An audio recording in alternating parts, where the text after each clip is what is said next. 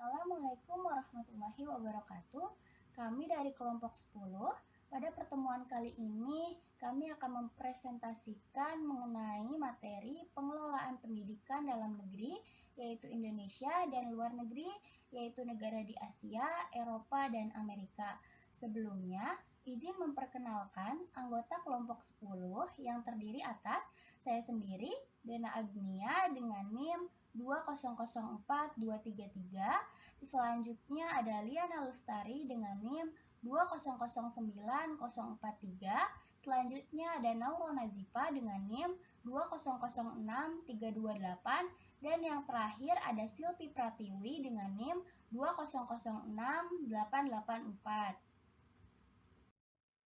Nah, selanjutnya materi pengelolaan pendidikan di negara Indonesia akan dibahas oleh saya sendiri.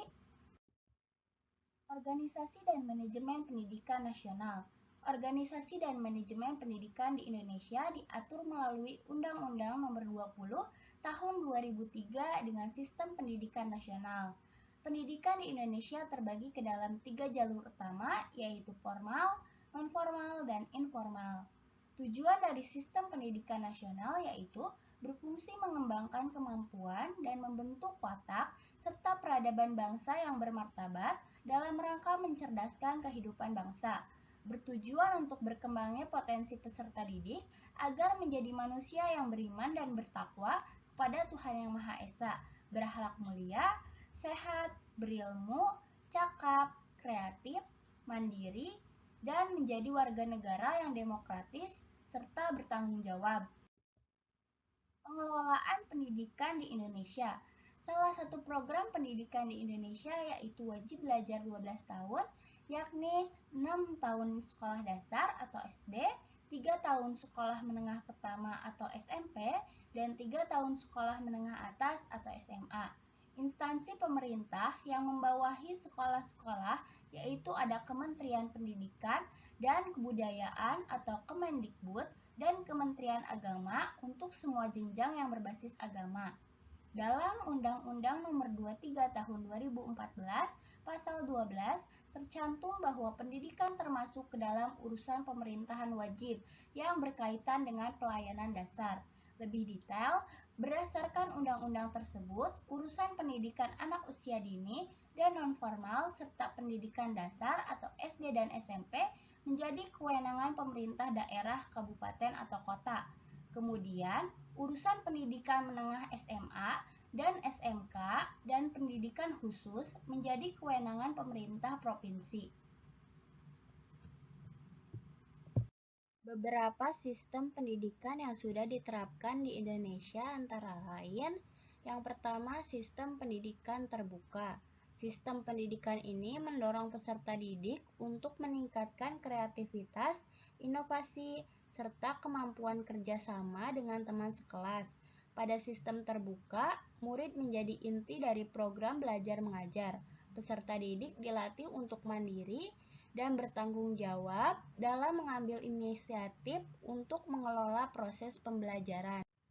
Kedua, yaitu sistem edukasi beragam. Sistem ini dibentuk untuk mengakomodasi keberagaman masyarakat yang ada di Indonesia. Melalui sistem ini pula, terdapat jenis instansi pendidikan yang beragam, mulai dari pendidikan formal, informal, dan non-formal.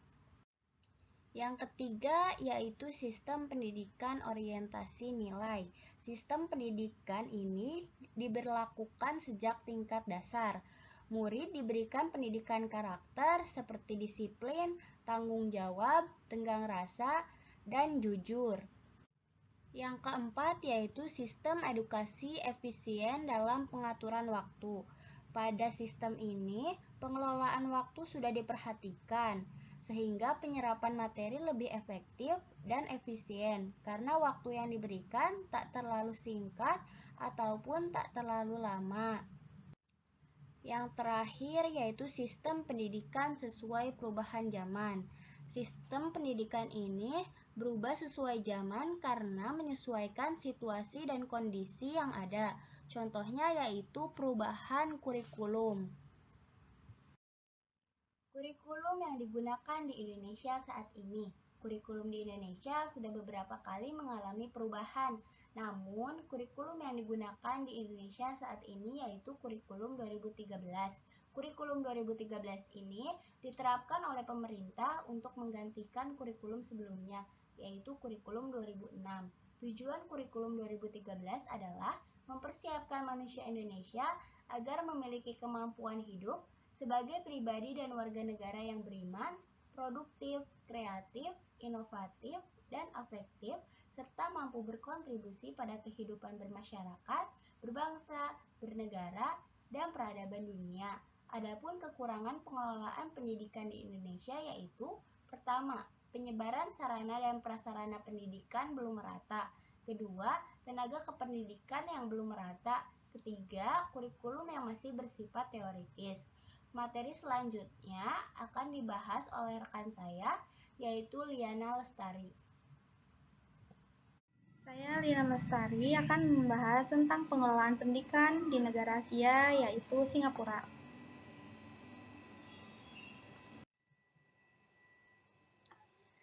Sistem pendidikan di Singapura. Singapura merdeka pada tahun 1965. Singapura telah berkembang begitu pesat menjadi negara maju hingga hari ini. Pendidikan di Singapura diatur oleh Ministry of Education atau MOE. Secara umum, jenjang pendidikan di Singapura dibagi menjadi 5 bagian, yaitu preschool 4-6 tahun, primary 7-12 tahun, secondary 13-16 tahun, dan post secondary 17-19 tahun, dan university 20-23 tahun. Ada preschool atau pendidikan era sekolah, taman kanak-kanak kindergarten menyediakan program pendidikan terstruktur selama 3 tahun untuk anak berusia 4-6 tahun yang terdiri dari beberapa tahap kelas. Ada nursery, kindergarten 1, dan kindergarten 2. Nah, yang kedua adalah primary atau sekolah dasar. Sekolah dasar di Singapura terdiri dari 6 tahun, kelas 1 sampai kelas 6. Di akhir kelas 6, seluruh siswa akan menjalani penilaian kemampuan akademik melalui Primary School Leaving Examination. Hasil dari PSLE ini akan menentukan ke secondary school di mana siswa tersebut dapat melanjutkan studinya. Selain dengan hasil PSLE, siswa juga dapat menggunakan jalur prestasi dan bakat dalam berbagai bidang, termasuk seni dan olahraga. Yang ketiga, secondary atau sekolah lanjutan. Pada tahapan ini, siswa mendapatkan peluang untuk memilih jalur ekspres, normal atau akademik, atau normal teknikal. Siswa pada program ekspres akan menjalani ujian Singapore Cambridge General Certificate of Education.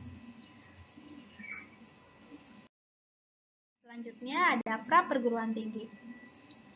Post secondary terdiri dari pre-university education, yakni dirancang untuk siswa yang lebih memilih untuk melanjutkan studi di universitas.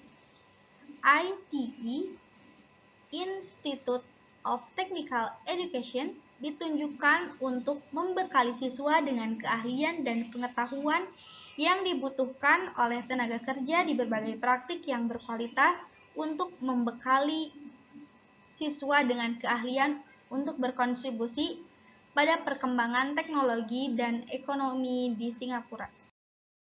Nah, yang selanjutnya yaitu university. Universitas di Singapura sama juga seperti di Indonesia. Ada universitas swasta dan negeri. Pada jenjang universitas, National University of Singapore, Nanyang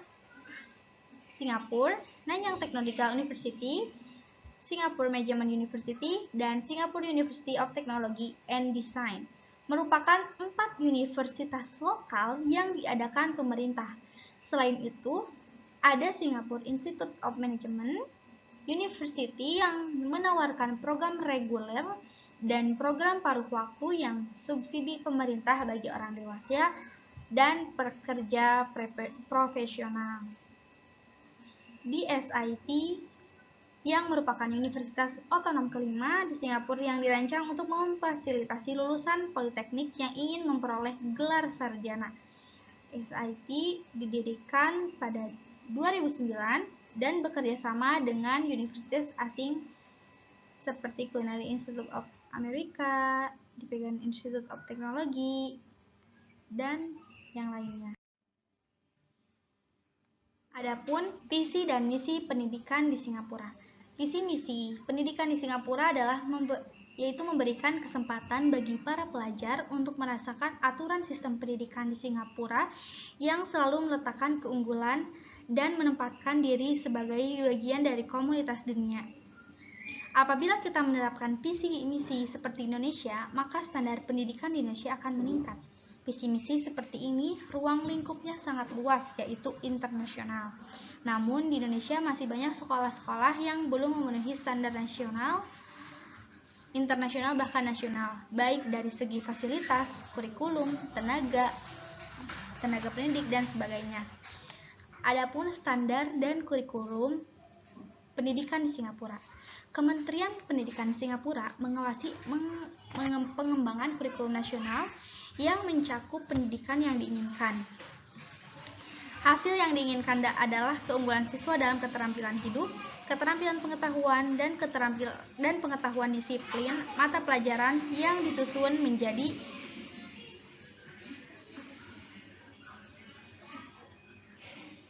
8 keterampilan inti dan nilai.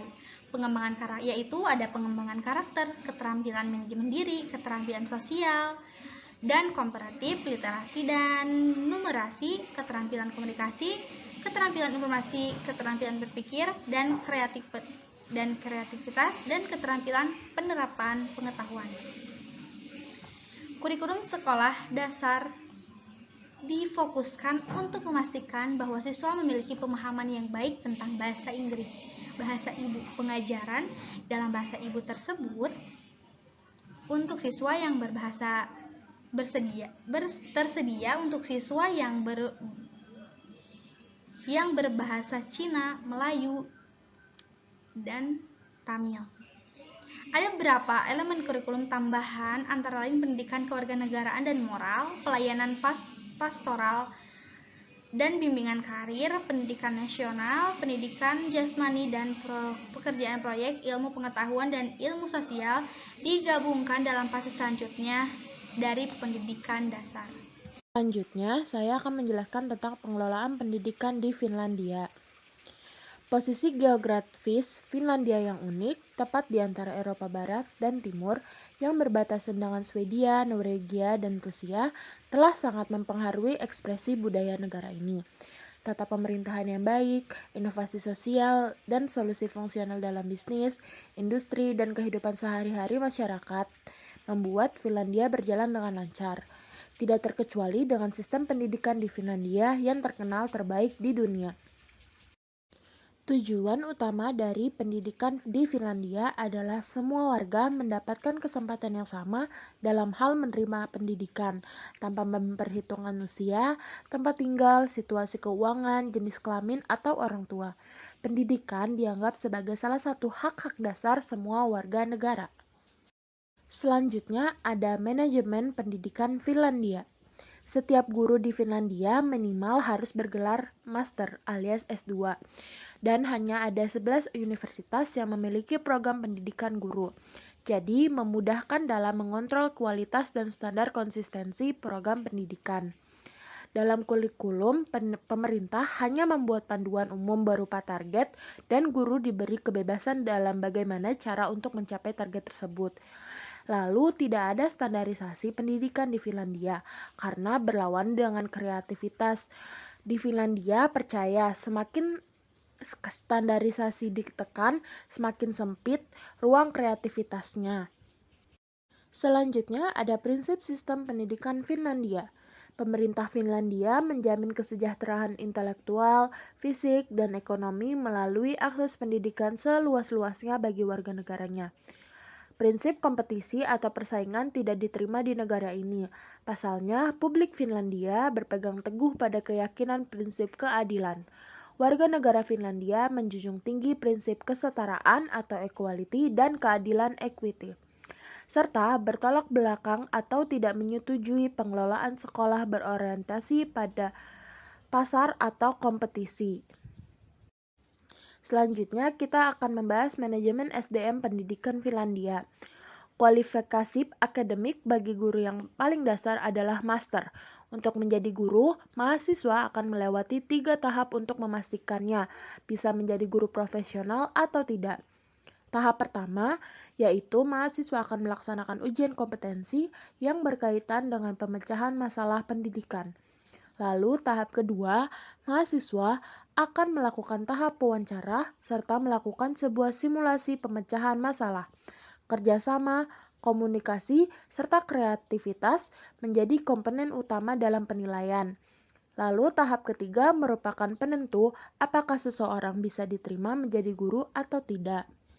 Pengembangan potensi profesi guru dilakukan melalui banyak metode. Salah satunya adalah mewajibkan para calon guru untuk melaksanakan pembelajaran di tingkat universitas melalui penelitian dan pelatihan pengembangan profesi. Hasil penelitian yang berupa tesis dapat dijadikan dasar seorang guru dalam mengelola peserta didiknya. Kurikulum yang terdapat di Finlandia disusun dengan tujuan untuk menghadirkan suatu standar isi dan berfungsi sebagai pemandu untuk lembaga pendidikan. Mata pelajaran yang diajarkan disesuaikan berdasar kebutuhan peserta didik yang dilakukan oleh pemerintah lokal, sekolah, dan bahkan orang tua dapat ikut serta menyusun kurikulum pendidikan dan tujuannya. Pemerintah Finlandia tidak menerapkan sistem tinggal kelas seperti yang ada di Indonesia.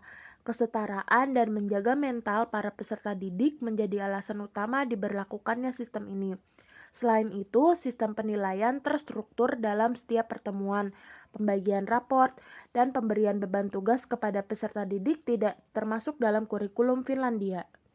Sarana dan prasarana pendidikan di Finlandia.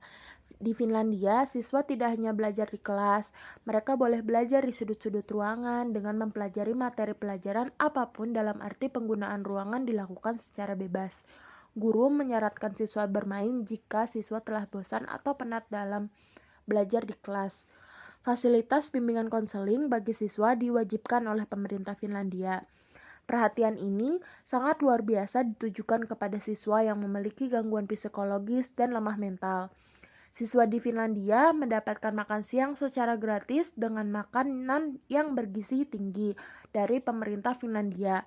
Hal ini karena kecerdasan siswa dipercaya dipengaruhi dengan asupan gizi yang baik. Bismillahirrahmanirrahim. Perkenalkan, saya Silvi Pratiwi Maharani dengan NIM 2006884. Di sini saya akan memaparkan materi mengenai pengelolaan pendidikan negara Amerika Serikat. Selanjutnya ada pembahasan. Di sini pembahasannya ada poin A, politik pendidikan negara Amerika Serikat. Poin B, tujuan pendidikan negara Amerika Serikat. Poin C, manajemen pendidikan negara Amerika Serikat. Poin D, kurikulum dan metodologi pengajaran negara Amerika Serikat. Poin E, sistem pendidikan negara Amerika Serikat. Poin F, pendanaan pendidikan negara Amerika Serikat. Pendidikan merupakan saluran bagi suatu negara untuk tumbuh, maju, dan berkembang. Untuk tujuan itu, banyak langkah maupun kebijakan yang diambil dalam rangka mewujudkan harapan tersebut. Sebuah negara yang maju tentunya mempunyai sistem pendidikan yang baik pula. Pembahasan yang pertama mengenai politik pendidikan negara Amerika Serikat. Pada umumnya, kebijakan pendidikan yang diambil di suatu negara cenderung dijadikan alat intervensi negara kepada warga negaranya. Intervensi tersebut dapat berupa justifikasi atau diakui dan tidak diakuinya negara tersebut. Di negara-negara demokrasi, kesadaran untuk mengawasi dan membatasi intervensi pemerintah pada sektor pendidikan itu ditandai dengan dipilihnya asas desentralisasi dalam pengambilan kebijakan atau pengaturan sektor pendidikan. Amerika Serikat adalah salah satu negara pelopor demokrasi. Pembahasan yang kedua mengenai tujuan pendidikan negara Amerika Serikat. Di antaranya, yang pertama, untuk mencapai kesatuan dalam keragaman. Yang kedua, untuk mengembangkan cita-cita dan praktik demokrasi. Yang ketiga, untuk membantu pengembangan individu. Yang keempat, untuk memperbaiki kondisi sosial masyarakat. Dan yang kelima, untuk mempercepat kemajuan nasional. Pembahasan yang ketiga mengenai manajemen pendidikan negara Amerika Serikat, yaitu tingkat nasional atau federal, pusat, yaitu Departemen Pendidikan Federal, dipimpin oleh seorang setara sekretaris kabinet. Tugasnya adalah melaksanakan semua kebijakan pemerintah federal dalam sektor pendidikan di semua tingkatan pemerintahan dan untuk semua jenjang pendidikan. Kemudian, tingkat negara diberi nama Board of Education, dipimpin oleh gubernur dan dewan pendidikan lainnya. Bertugas dan berfungsi membuat kebijakan-kebijakan serta menemukan anggaran pendidikan untuk masing-masing wilayah atau negara bagiannya. Pembahasan yang keempat mengenai kurikulum dan metodologi pengajaran negara Amerika Serikat.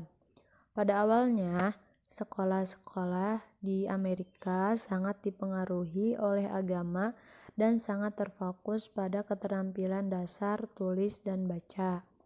Pertengahan abad ke-19, dengan berlakunya sekularisasi sekolah, perhatian terhadap masalah-masalah sosial makin menonjol, terutama pada penyatuan para imigran yang berpindah-pindah dan bertebaran dengan cara mengajarkan nilai-nilai budaya Amerika dan bahasanya.